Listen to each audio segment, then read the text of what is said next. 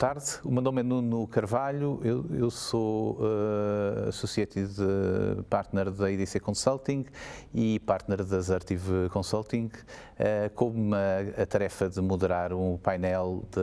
cujo tema é IDC Future of Enterprise Public Sector, onde iremos abordar temas da transformação digital na administração pública. Tenho como convidados três elementos da administração pública que vou passar a apresentar. Sofia Carvalho, vogal do Conselho Diretivo do Instituto de Segurança Social, Sara Carrasqueiro, vogal do Conselho Diretivo da AMA e Miguel Gaspar, vereador da Inovação e da Mobilidade da Câmara Municipal de Lisboa. Boa tarde a todos, bem-vindos. Eu trago aqui uma pequena apresentação que vai funcionar como teaser da nossa conversa, que irei passar rapidamente para depois iniciarmos uma ronda de perguntas. A IDC tem um Futurescape, previsões para a área do governo, dos governos nacionais, que prevê 10 previsões com níveis de complexidade e de rapidez de implementação diferentes. Não é objeto desta conversa falarmos sobre estas 10 previsões. Eu escolhi 3 que me parecem particularmente interessantes abordar e que vão funcionar para dar algum contexto à nossa conversa. A primeira é uma previsão que aponta para um crescimento, e já sentido em 2021 e que está aqui materializado num número que é 45% dos governos em 2021 já utilizarão algum tipo de tecnologia na área da automação inteligente, RPAs, Customer Intelligence, para se relacionarem com os seus cidadãos, permitindo respostas mais rápidas e também mais eficazes. Esta previsão, eu julgo que já se verifica em muitas indústrias e acredito que também no governo, vamos ouvir falar sobre isso, tem permitido até inclusive nestes tempos particulares que vivemos, ajudar a dar uma resposta a solicitações também muito mais intensas do parte, obviamente, de clientes nas empresas e de cidadãos na administração pública. A outra previsão que trouxe para este painel é de outra natureza, também me parece bastante interessante, que tem a ver com uma tendência que a IDC sente de a administração pública começar a adotar cada vez mais aplicações package standards, não best of breed, e disponibilizados em modelos as a service, permitindo de certa forma uma standardização de práticas e de processos e também a criação também de sinergias, quer a nível tecnológico, não é? Por rentabilização da utilização de tecnologia, quer seja também a nível de processos. E por último, uma terceira previsão, escolhida mais numa área com alguma componente tecnológica forte, que tem a ver também com um facto que a IDC verifica, que é o aumento da capacidade de processamento na periferia, por assim dizer, fora dos data centers, que noutras indústrias já é, digamos, uma tendência que vem de trás e que permitirá certamente na administração pública aumentar aumentar capacidade de resposta da administração pública. E, portanto, também me parece o edge computing é um tema que está aí forte e é interessante também cruzá-lo com a agenda da administração pública. Dito isto, passaríamos ao debate propriamente dito e começava com a Sofia e perguntava à Sofia, de uma forma muito genérica, o que é que, no seu instituto e na área da segurança social, o que é que tem sido feito na área da transformação digital, na utilização destas novas tecnologias para melhorar a resposta e o serviço ao cidadão. Obrigada, Nuno. Antes de mais, obrigada pelo convite. Na segurança social, nestes últimos tempos, tem sido feito muito e, de facto, parece-me que falarmos da transformação digital na segurança social, sentimos aqui a necessidade de separar isto, se calhar, em dois momentos. Um momento mais recente, mas, se calhar, começarmos e andarmos um bocadinho para trás, porque, na verdade, a transformação digital na segurança social tem estado na agenda nos últimos anos e nas últimas legislaturas, e endereçar toda esta complexidade do sistema da segurança social e do relacionamento com os cidadãos tem sido uma prioridade. E, portanto, nos últimos anos têm sido marcados por algumas iniciativas que hoje têm impacto, que ainda hoje, portanto, que tiveram e que têm nos dias de hoje muito impacto nos cidadãos e que, ao nível daquilo que é o desenvolvimento de serviços, mas também nas formas de relacionamento através de canais, e estou-me aqui a lembrar do lançamento da linha de contacto, do Contact Center da Segurança Social, daquilo que são os serviços na Segurança Social Direta que permitem esta desmaterialização da interação, os simuladores de pensões, a senha na hora, mais recentemente, e até a possibilidade de tirar senhas eletrónicas para os serviços de atendimento, e tudo isso com grande impacto. E agora, mais recentemente, os pedidos de pensão de invalidez também, um novo serviço, e agora já este mês também a possibilidade de pedirmos a pensão de velhice e, portanto, tem sido uma agenda forte de transformação na entrega dos serviços. E agora, mais recentemente, e sobretudo neste período que foi marcado por esta crise pandémica, também a transformação digital teve que estar presente. Recordar todo este contexto em que a segurança social assume aqui um papel importante, claro, em termos da economia e de todo o suporte à sociedade no seu papel solidário e universal, e que teve que responder num espaço muito curto de tempo com um conjunto de medidas de forma muito célere para apoiar as empresas que tinham que encerrar, apoiar os trabalhadores e garantir os seus postos de trabalho, suportar as famílias também com medidas extraordinárias de apoio à família, e foi possível montar aqui um conjunto de processos que num curto espaço de tempo apoiaram quase 5 milhões de cidadãos num conjunto. Embora nós possamos também constatar que a transformação digital não esteve logo desde o início, pelo menos da forma como atualmente a maturidade dos serviços que desenvolvemos nos está a habituar, e estamos a habituar os nossos cidadãos. E, de facto, começámos num primeiro momento, se calhar com processos mais manuais, com imagens digitalizadas e algum tratamento manual, e depois introduzindo aqui alguma automação nos sistemas e nos serviços online, que nos permitem agora, já nestes apoios mais recentes, e isto também é da transformação mais recente que temos, que os novos apoios já sejam lançados de forma totalmente desmaterializada e com o ciclo de vida que o desenvolvimento e a entrega de serviços já nos habituou.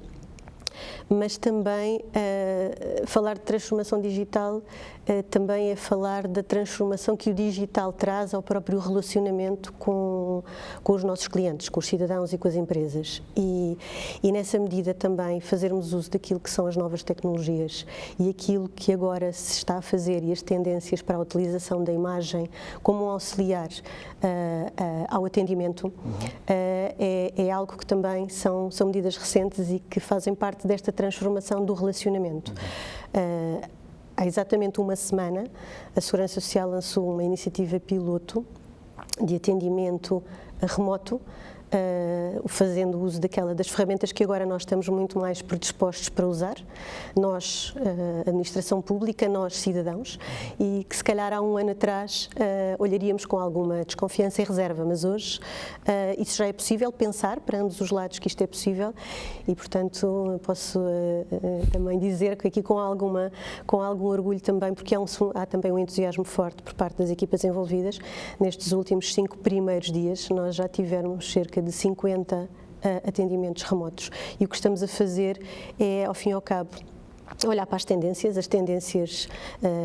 em que os cidadãos cada vez mais querem ser atendidos com auxílio de uma presença humana, portanto aqui uma humanização. Estamos a tentar dar a resposta às zonas de maior pressão com serviços de atendimento de menor pressão, portanto o que estamos a fazer é a reorganizarmos-nos no território, não temos um aumento da capacidade, mas a fazer uso destas ferramentas para os serviços de atendimento que têm menor pressão atenderem as zonas do país que têm maior pressão de atendimento, e com isto conseguir reduzir os tempos entre a marcação do atendimento e o atendimento efetivo, que nestas zonas de maior pressão ronda entre 1 a 2 meses, e portanto conseguimos fazê-lo no dia seguinte,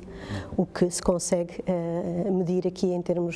de impacto como uma medida bastante significativa de transformação pelo digital, claro, do relacionamento. Muito bem, muito interessante. Não deixo de estar a ouvir falar e estar a pensar que se os hospitais são a nossa linha da frente para a crise de saúde, não é? Que esta pandemia nos trouxe, a Segurança Social é a linha da frente para a crise social que vem com a crise de saúde, e portanto em certa medida imagino o crescimento de solicitações e portanto os desafios que têm entre mãos. Sem dúvida um desafio, e que nos coloca ainda mais este peso da responsabilidade de respondermos a quem está à nossa espera. Muito bem. Sara, a Sara é do Conselho Diretivo da AMA. A AMA é um organismo transversal à administração pública, portanto é um privilégio estar aqui neste painel, porque nos vai permitir ter uma visão muito mais transversal. No fundo, a missão é a modernização administrativa. Fale-nos um pouco do que é da modernização que tem sido feita. A AMA já tem um historial enorme e uma pegada, por assim dizer, enorme, digamos, na modernização da administração pública portuguesa. Atualize-nos, por favor, sobre o que tem sido feito nos últimos tempos. Muito obrigada, Nuno, e muito obrigada à IDC pela organização deste Mais Futurescape. A AMA realmente tem aqui um papel transversal de, por um lado, coordenar e pilotar projetos e ideias inovadoras, muitos destes projetos relacionados com transformação digital, nem todos eles, e, por outro lado, poder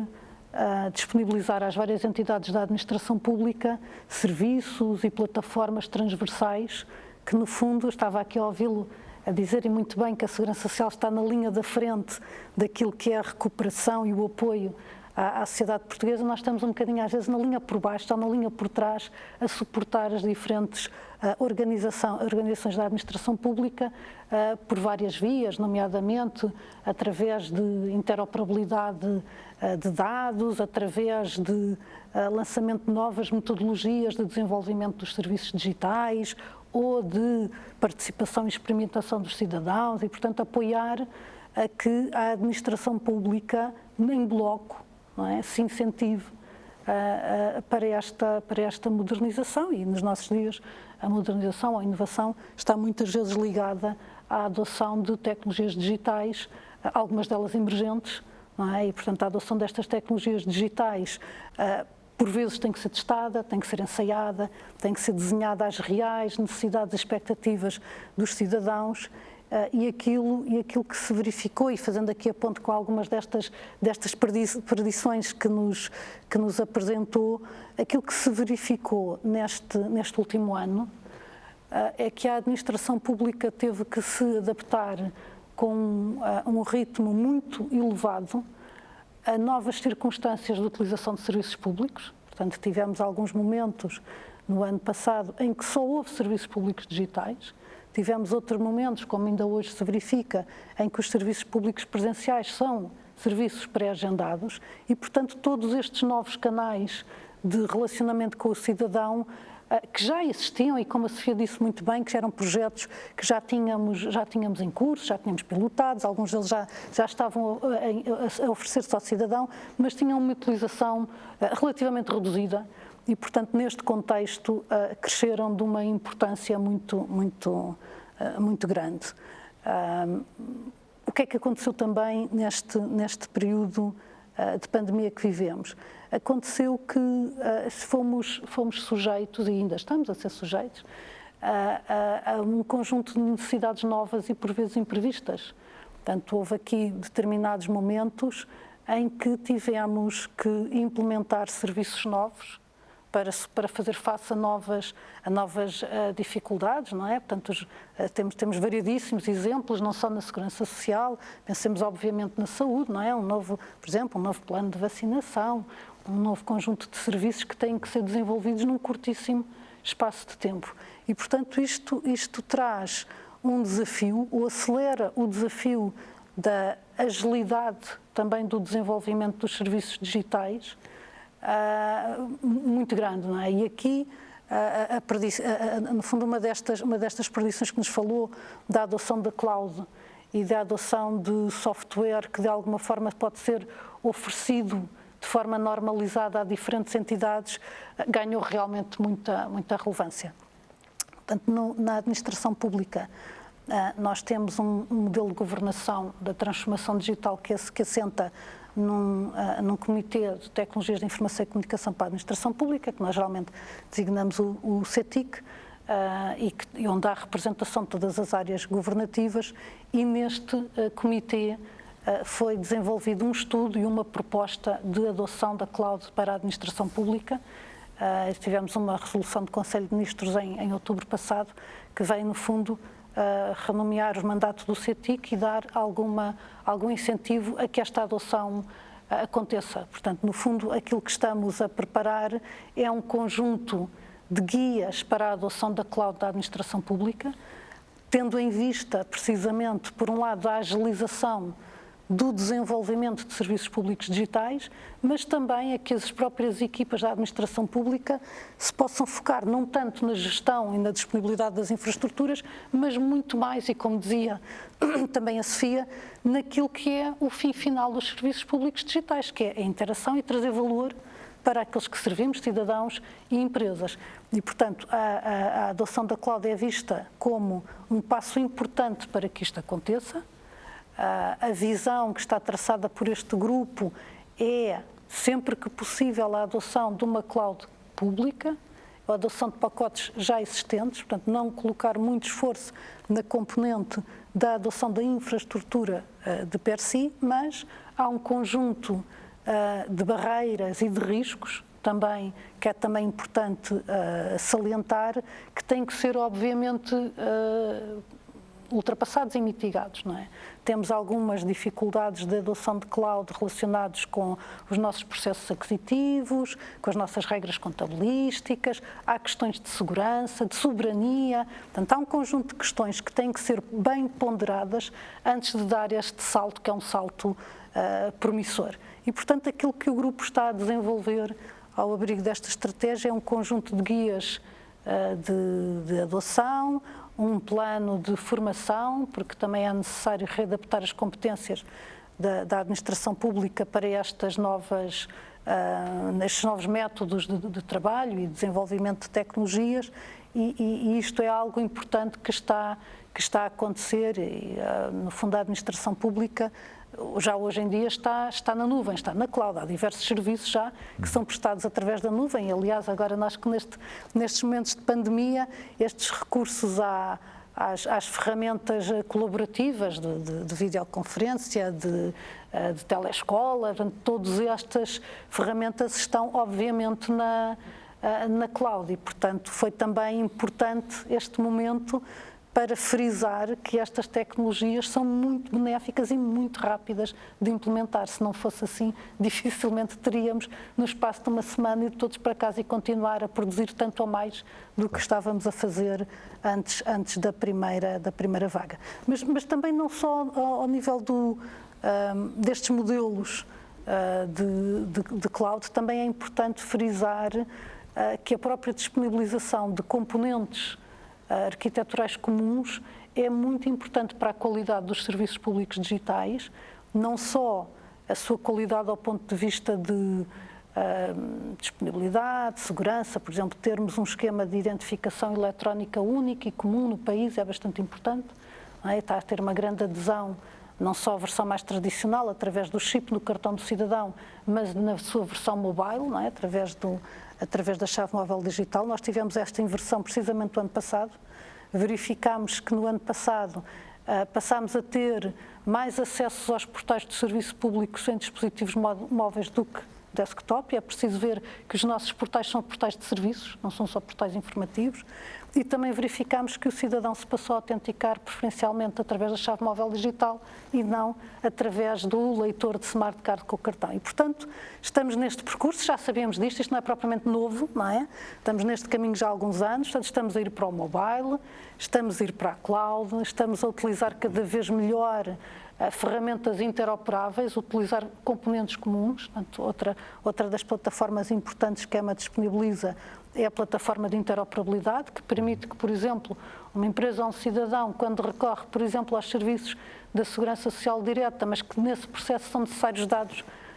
por exemplo, das finanças ou da justiça, que eles são apresentados sem que o cidadão os tenha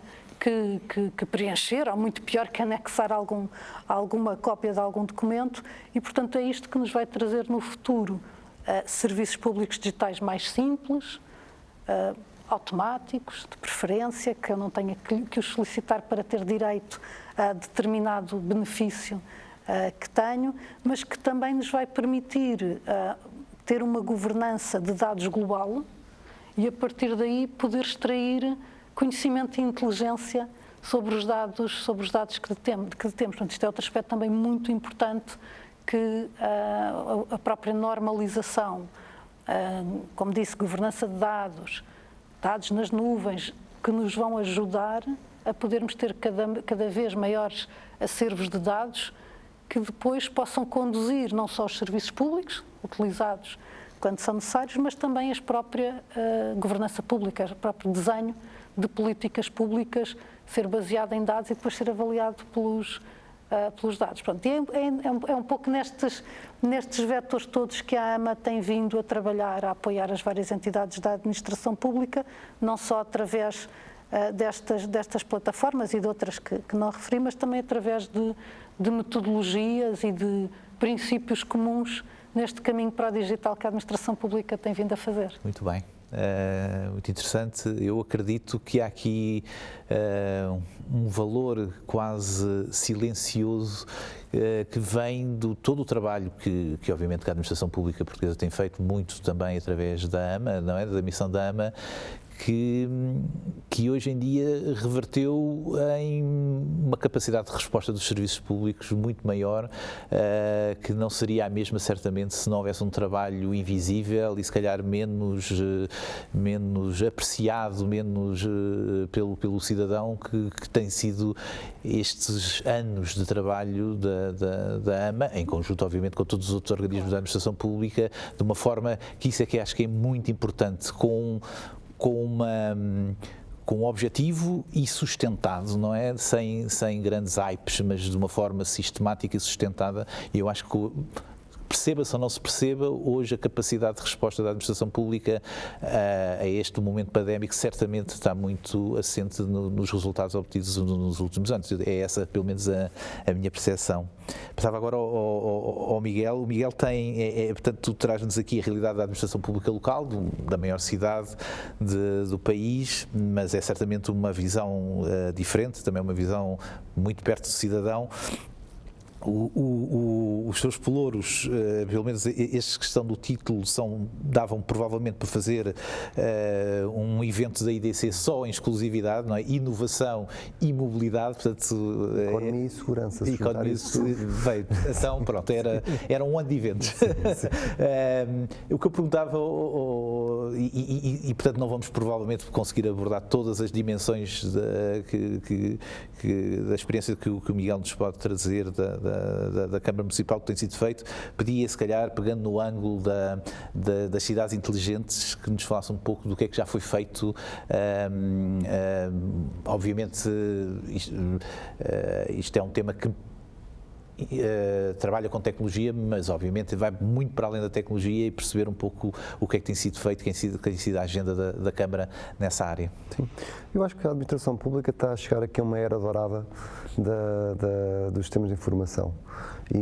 Ou então, dito de uma forma mais simples, acho que estamos finalmente a chegar realmente ao século XXI. A administração pública não é diferente de outra grande organização, de um banco, de uma empresa de telecomunicações. São estruturas muito pesadas que, para se mexerem numa direção, demoram o seu tempo, mas depois, quando o fazem, são muito poderosas no alcance que têm. Estamos aqui a falar da chave móvel digital, é algo que tem um impacto transversal a toda a administração pública de uma forma muito poderosa, e, portanto, quando nós, administração pública, nos mexemos numa direção, o benefício para o cidadão é muito grande. E nós estávamos aqui a viver num momento em que, por um lado, temos um conjunto singular de técnicos na administração pública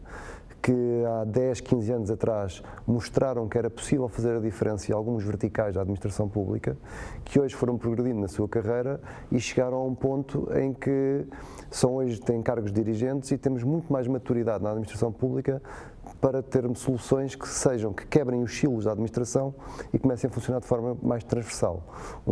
Exemplos concretos, por exemplo, nós temos no Departamento de Sistemas de Informação da Câmara Municipal de Lisboa, temos uma equipa que no início estava muito dedicada aos sistemas de informação geográfica, ao SIG, que era uma base de informação do município,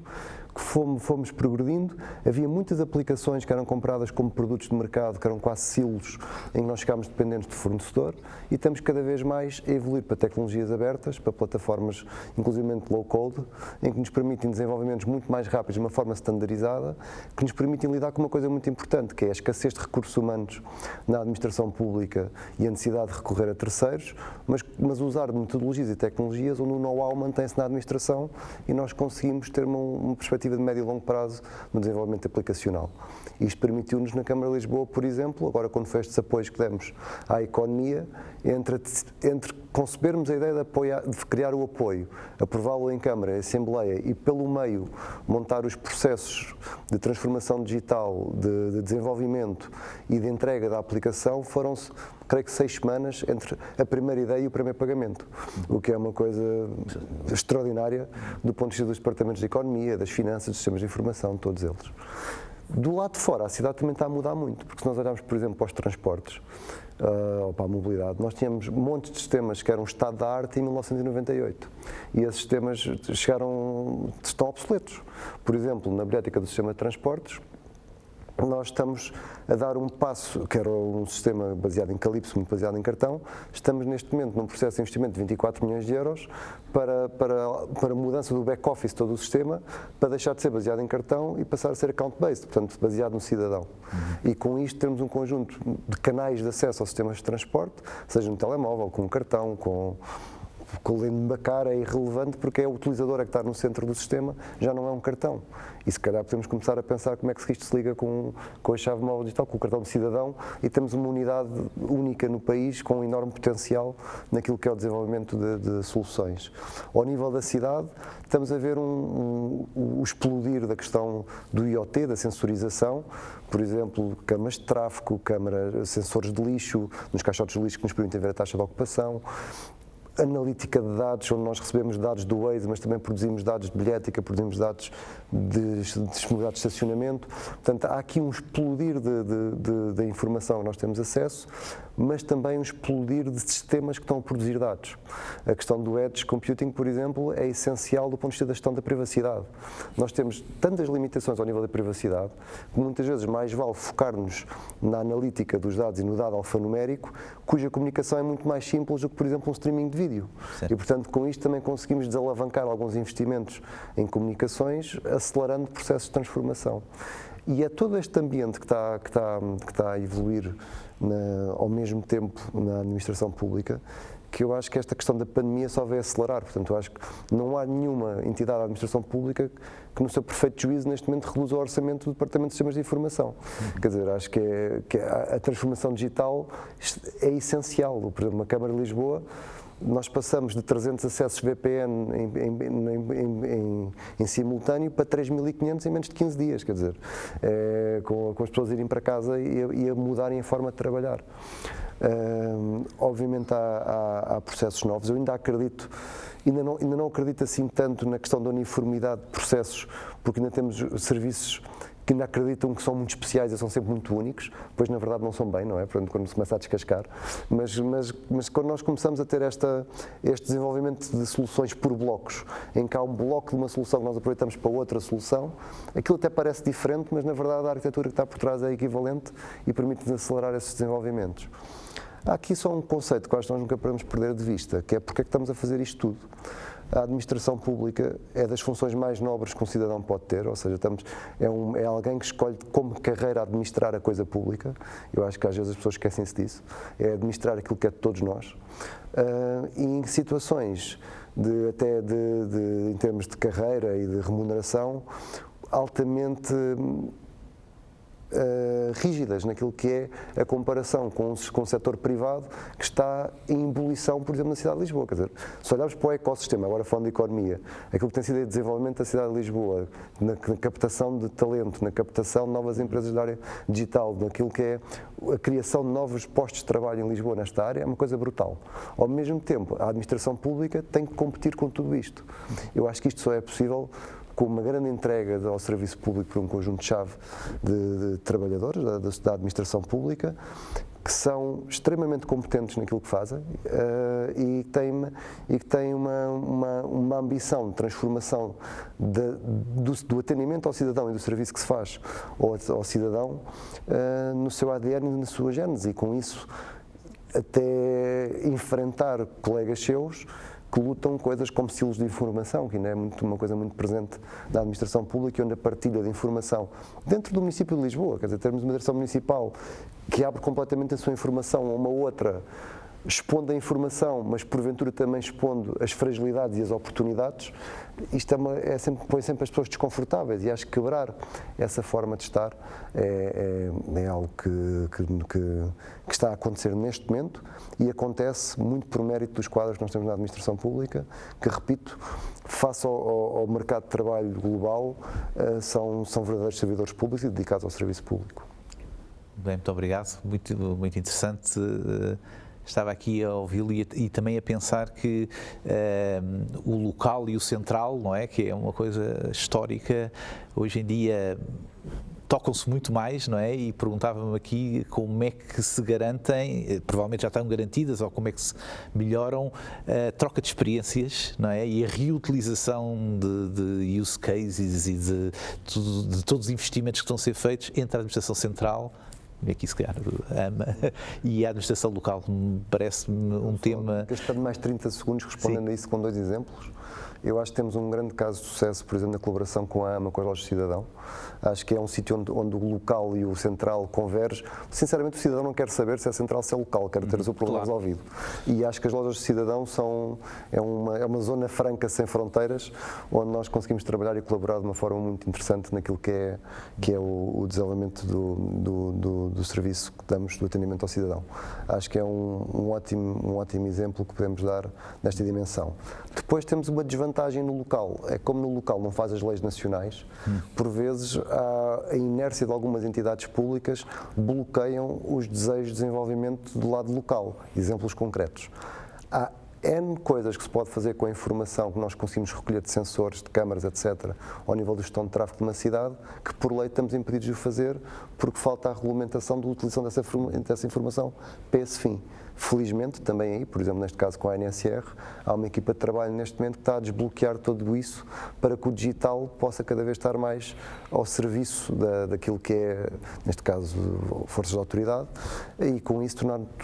tornar-nos muito mais eficientes, porque mais uma vez vezes uma questão de recursos humanos, não é? Se os recursos humanos são escassos, então temos de ser mais eficientes na operação. E o digital traz-nos essa eficiência. Mas para isso, por vezes, os regulamentos também têm que ser... Há uma parte legislativa que também tem que estar aqui neste pipeline de inovação para nos... Deixe-nos trabalhar, como diz o outro. Muito bem.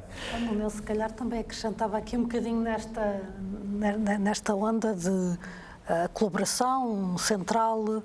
local, internacional, que também há essa componente de colaboração a nível internacional cada vez mais importante, não é? Cada vez somos um planeta global, não é? Dando aqui também outros exemplos, não é? Porque o que estamos aqui a falar, que é a necessidade de destruir alguns silos de dados, de informação e de pessoas, não é? Porque no fundo estamos a falar de silos que são as pessoas que constroem, não são propriamente as tecnologias, tem muito a ver com mudança cultural, não é? E a inovação de cada um funcionário, servidor público, de cada um organismo do Estado, local, central ou outro,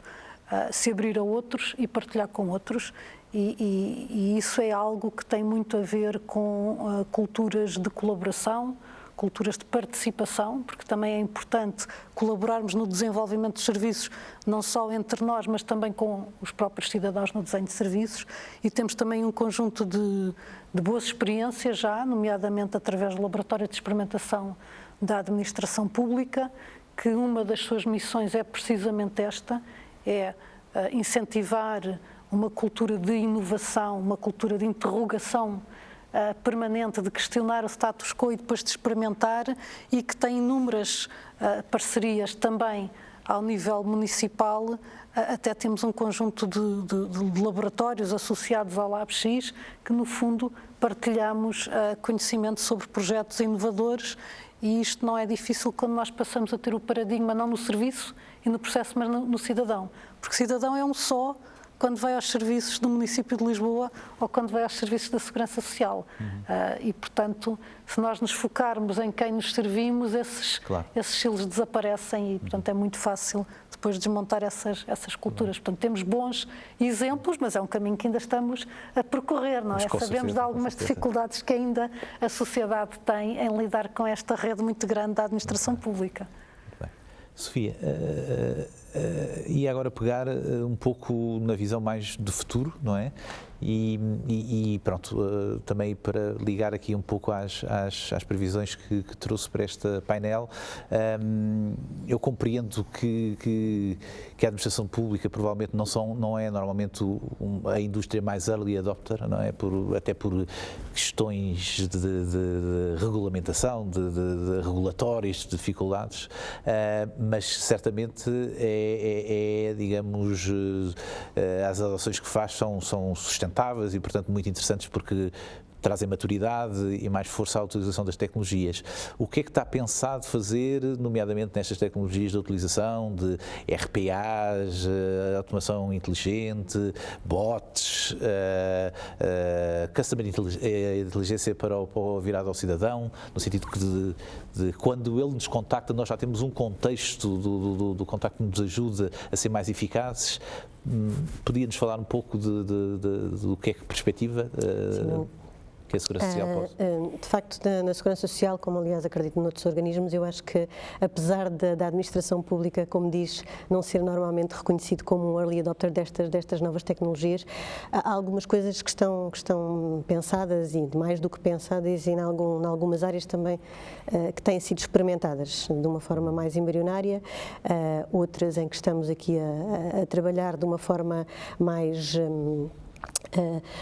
construída e também aqui com algumas parcerias para podermos experimentar estas tecnologias, mas experimentá-las não pela experimentação em si, naturalmente, tendo sempre em vista, em último lugar, aquilo que falámos há pouco, que esta transformação pelo digital tem uma finalidade última, que é melhorarmos aquilo que é a qualidade do relacionamento com os nossos clientes, a qualidade, e melhorarmos a agilidade, a simplicidade e também nesta altura em particular conseguir conseguirmos também encontrar formas nestas tecnologias de dar resposta a toda esta nova pressão, esta enorme pressão que estamos a sentir e, portanto, aumentar a nossa capacidade de resposta também tem sido o desafio que ao fim e ao cabo acaba por se revelar aqui a oportunidade, ter uma oportunidade nestas novas tecnologias e fazer-nos olhar para elas de uma forma que há uns anos atrás, há uns tempos atrás, há pouco tempo atrás, na verdade, não olharíamos e, portanto, entraríamos num processo que é naturalmente resistente à mudança e que agora vê em todo este contexto uma oportunidade para transformar. E, de facto, na Segurança Social os desafios são enormes, todos os dias são desafios, todos os dias surgem desafios e o facto de estarmos a ver uma atividade para além daquilo que é o normal, tem-nos colocado também aqui a pensar sobre algumas destas alternativas e, na verdade, aquilo que acabamos por ter que fazer, todas estas organizações que estão a viver toda esta enorme pressão e novidade, é ter que fazer estes caminhos paralelos, não é? Por um lado, temos que olhar e continuar a modernizar o nosso complexo sistema da Segurança Social, para dentro e para fora, na forma como prestamos serviços, na forma como entregamos e nos canais que são mais adequados e aqueles que o cidadão ao fim e ao cabo escolhe e dar-lhe essa possibilidade de escolha e, por outro lado, estarmos a fazer também este caminho de olhar para a frente, de olhar para o lado, também para aquilo que está a ser feito nas outras organizações com o uso destas novas tecnologias. E na Segurança Social tem-se experimentado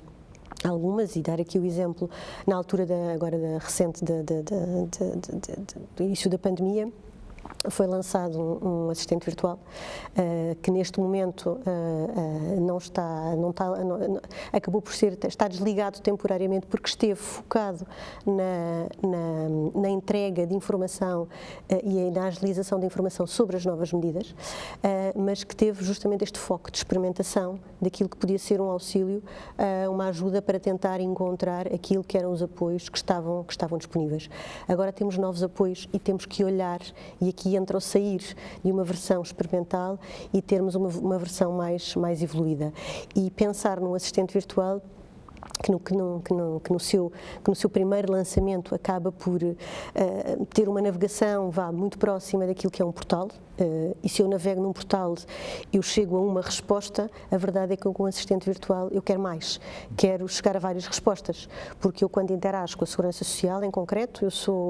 eu posso ser um trabalhador por conta de outrem, mas também tenho uma atividade aberta como trabalhador independente, mas também sou família e, portanto, eu quero um conjunto de respostas e uma visão mais 360 daquilo que são as minhas necessidades e quero uma inteligência associada àquilo que é a minha realidade para me devolver um fluxo conversacional mais próximo possível daquilo que é uma relação mais humanizada. E, portanto, estamos a trabalhar naquilo que possa ser um futuro relacionamento virtual numa fase 2.0. Deste assistente virtual e também no campo aqui da assistência virtual também dar aqui um passo em frente em relação a outras iniciativas que temos, por exemplo, no canal telefónico, em que há a possibilidade de ter aqui alguma automatização na resposta a partir do IVR com autenticação a nível do telefone. Passando aqui também a experimentar tecnologias e a evolução que tem tido a tecnologia de reconhecimento de voz, ao fim e ao cabo, para que, mais uma vez, darmos ao cidadão a possibilidade de ele escolher a melhor forma, a forma como melhor quer interagir. E o que melhor do que fazermos-lo por linguagem natural, mais humanizada e que, ao fim e ao cabo, que é essa a forma mais natural de interagir. E depois também estamos aqui a caminhar noutras áreas, a nível do RPA, por exemplo,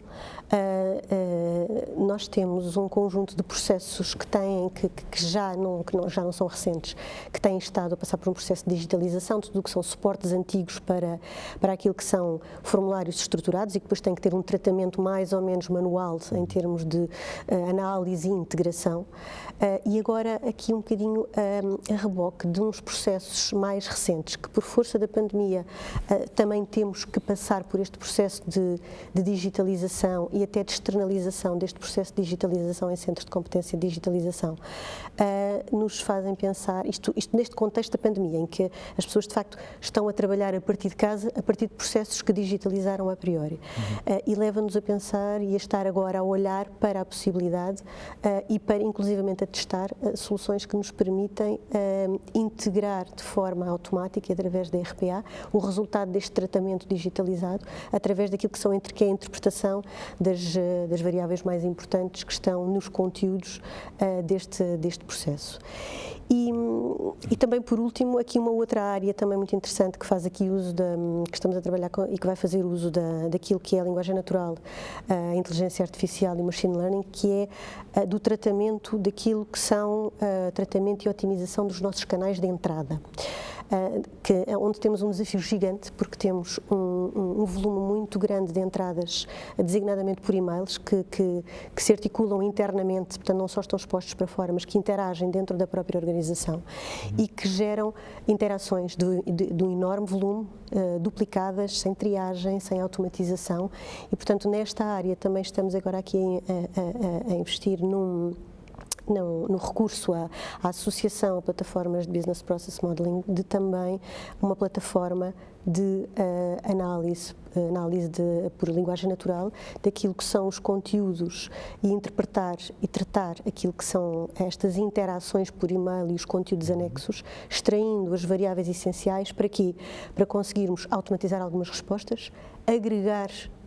um conjunto enorme de interações repetidas que ninguém imagina, de facto que entram por várias vias, sobretudo neste contexto em que o cidadão está mais ansioso por uma resposta e que nos permite agregar estas interações e podendo estar a responder às mais recentes, automatizar estas respostas e também triar, o que é muito importante, porque nós colocarmos tudo aqui numa mesma fila e darmos a mesma prioridade sem conseguirmos interpretar aqui algumas evidências de emergência que são necessárias neste tratamento, também é não fazermos aquilo que temos que fazer, e essa é que é a verdadeira transformação pelo digital do relacionamento, e conseguirmos fazer com mais qualidade e com mais rapidez. Sofia, estávamos aqui a estar toda só a falar da segurança social. Temos muito pouco tempo, julgo que deveríamos ter 2-3 minutos. Eu fazia duas perguntas muito rápidas, pedia síntese. A Sara perguntava como é que se consegue, de alguma forma, democratizar ou espalhar na administração pública as boas práticas, de uma forma muito rápida, como é que a AMA contribui também para esse processo que é bastante importante, não é? Que é replicar a boa prática, não é? Sim, muito telegraficamente e até estendendo um pouco a sua questão. Em primeiro lugar, partir de necessidades reais, as boas práticas têm que partir de necessidades reais da população a quem servimos e, portanto,